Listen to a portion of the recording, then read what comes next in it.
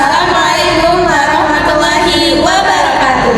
Halo semuanya, jadi kami dari kelompok 10A Indralaya Program Studi Pendidikan Biologi dengan anggota saya Muslika Septira Madani dan rekan-rekan saya Faika Hera Madani, Saya Ristika Sari. Nah, jadi pada video pembelajaran kali ini kami akan membahas tentang proses fotosintesis pada tumbuhan, mulai dari proses dasar, tahapan reaksi, hingga perbedaan mekanisme fotosintesis.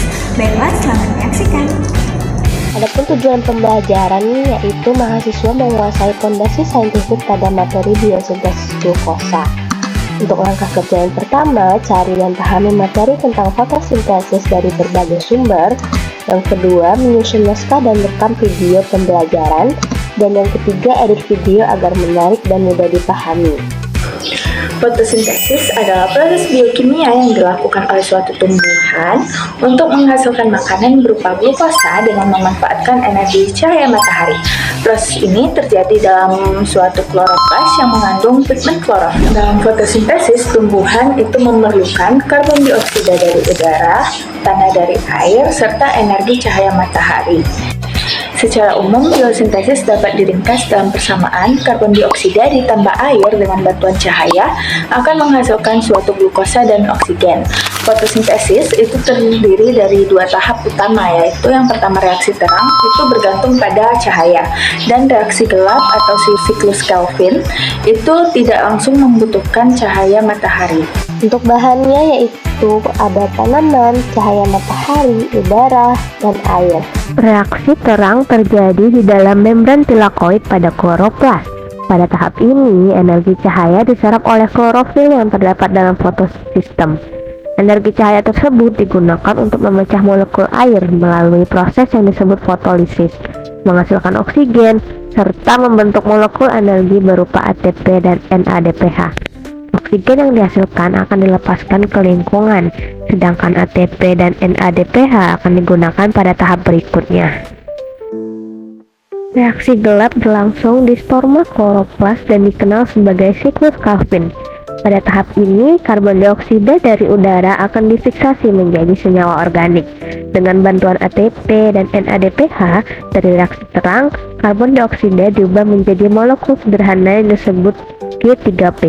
Sebagian G3P akan digunakan untuk membentuk glukosa, sedangkan sisanya digunakan untuk meregenerasi senyawa awal, yaitu IUBP, sehingga siklus dapat berlangsung kembali. Fotosintesis hanya memanfaatkan cahaya dengan panjang gelombang tertentu, yaitu cahaya tampak. Klorofil menyerap cahaya merah dan biru, sedangkan cahaya hijau dipantulkan, sehingga daun tampak berwarna hijau. Energi dari cahaya inilah yang menjadi sumber utama dalam proses fotosintesis. Tidak semua tumbuhan melakukan fotosintesis dengan cara yang sama. Terdapat 3 mekanisme utama, yaitu C3, C4, dan CAM. Tumbuhan C3 melakukan fiksasi karbon secara langsung dalam siklus Kelvin dan merupakan jenis yang paling umum.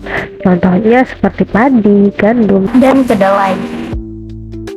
Tumbuhan C4 memiliki mekanisme tambahan untuk meningkatkan efisiensi fotosintesis pada suhu tinggi, contohnya jagung dan tebu. Sedangkan tumbuhan CAM beradaptasi pada lingkungan kering dengan membuka stomata pada malam hari untuk mengurangi kehilangan air, contohnya kaktus dan lidah buaya.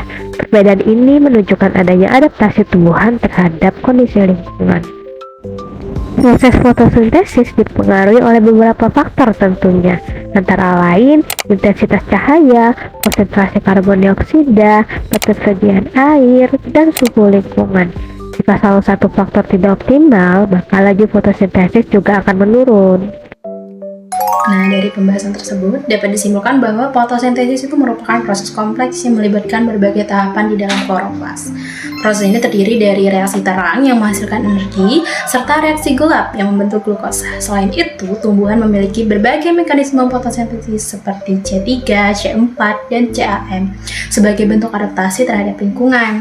Hal ini menunjukkan bahwa fotosintesis tidak hanya penting bagi tumbuhan, tetapi juga berperan besar dalam menjaga keseimbangan kehidupan di bumi. Demikianlah video pembelajaran dari kami. Semoga penjelasan ini dapat membantu teman-teman dalam memahami materi dengan lebih baik. Terima kasih telah menonton. Wassalamualaikum warahmatullahi